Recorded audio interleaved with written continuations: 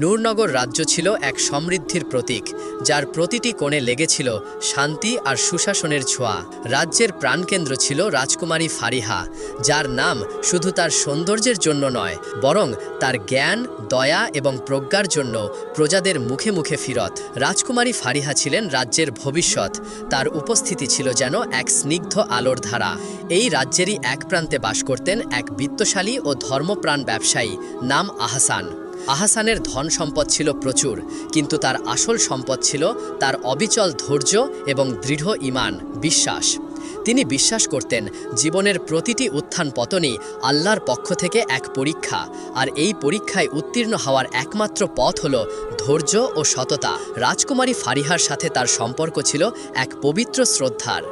আহসান প্রায়শই রাজকোষে তার ব্যবসার লাভের একটি অংশ দান করতেন এবং রাজকুমারী ফারিহা তার প্রজ্ঞা ও সততার জন্য তাকে বিশেষ সম্মান করতেন। অন্ধকারের ছায়া, ভয়ানক অপহরণ। এক পূর্ণিমা রাতে যখন নূরনগর গভীর ঘুমে আচ্ছন্ন, ঠিক তখনই নেমে এলো এক ভয়াবহ বিপর্যয়। রাজ্যের উত্তর সীমান্তে অবস্থিত কালো পাহাড়ের দুর্গের কুখ্যাত শাসক জাদুকর জাররাক তার অন্ধকার শক্তি এবং বিশাল সৈন্যবাহিনী নিয়ে অতর্কিতে রাজপ্রাসাদে হামলা চালাল। জাররাক ছিল ক্ষমতার লোভে অন্ধ এক নিষ্ঠুর শাসক, যে জানত রাজকুমারী ফারিহাকে বশ করতে পারলে সে নূরনগরের উপর তার কালো জাদু ও শাসন প্রতিষ্ঠা করতে পারবে। প্রাসাদের রক্ষীরা বীরত্বের সাথে লড়াই করল, কিন্তু জাররাকের জাদুকরী শক্তি এবং তার সৈন্যদের হিংস্রতার কাছে তারা টিকতে পারল না। সেই রাতের শেষে রাজকুমারী ফারিহাকে অপহরণ করে নিয়ে যাওয়া হলো কালো পাহাড়ের দুর্গে।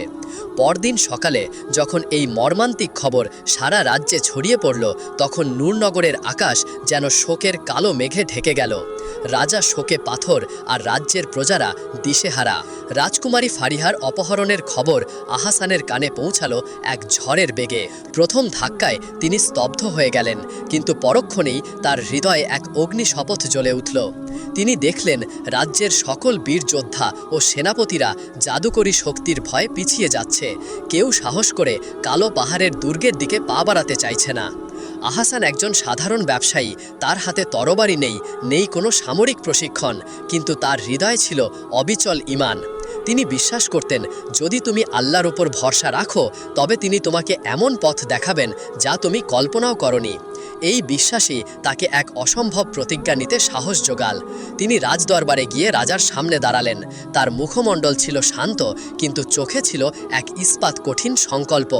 মহারাজ, আহসান শান্ত অথচ দৃঢ় কণ্ঠে বললেন, আমি জানি আমি যোদ্ধা নই, কিন্তু রাজকুমারী ফারিহা শুধু আপনার কন্যা নন, তিনি আমাদের রাজ্যের আত্মা।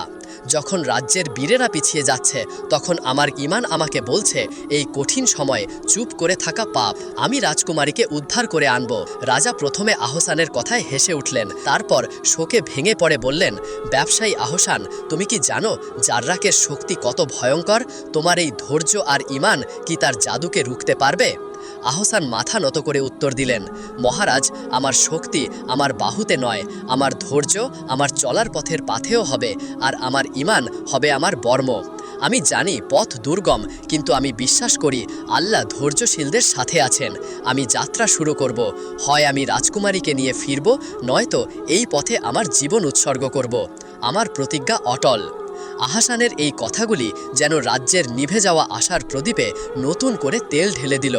তার এই অবিচল প্রতিজ্ঞা ছিল তার দীর্ঘ যাত্রার প্রথম পদক্ষেপ, যেখানে ধৈর্য আর ঈমানের বীজ রোপণ করা হলো।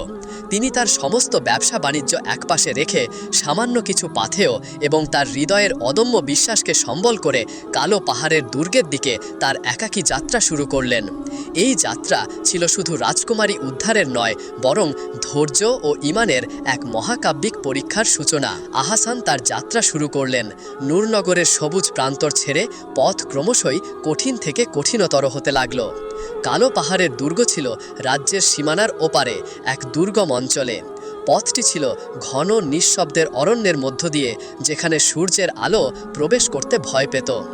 দিনের বেলায় পথ ছিল বন্ধুর, আর রাতে বন্য পশুর ডাক আর শীতল বাতাস যেন তার মনোবল ভাঙার চেষ্টা করত।